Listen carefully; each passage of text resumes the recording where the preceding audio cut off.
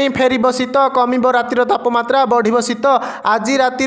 शीतर प्रकोप बढ़िब राज्यर विभिन्न स्थान में तापमात्रा ह्रास जोगु शीतर प्रकोप वृद्धि पाइब पाणीपाग केन्द्रर सूचना अनुजाई आसंता 24 घंटा पर राज्य को ठंडा और शुष्क वायु प्रवाह बढ़िब एथिपाई राज्यर विभिन्न स्थान में तापमात्रा प्राय 2 ରୁ 4 डिग्री पर्यंत ह्रास पाइब अन्यपटे राज्यर विभिन्न स्थान में कुहुड़ी परिमाण मध्य बढ़ुथिबा परिलक्षित हेउछि रविवार सकाळ सुधा राज्यर झारसुगुड़ा सुंदरगढ़ संबलपुर केन्दुझर ढेंकानाल जाजपुर भद्रक केन्द्रापड़ा जगतसिंहपुर कटक खोर्धा पुरी गंजाम कंधमाल कलाहांडी बलांगीर और नवरंगपुर आदि जिले में घन कुहुड़ी आशंका रही एहाकु दृष्टि रखी पाणीपाग केन्द्र एही जिला गुड़िक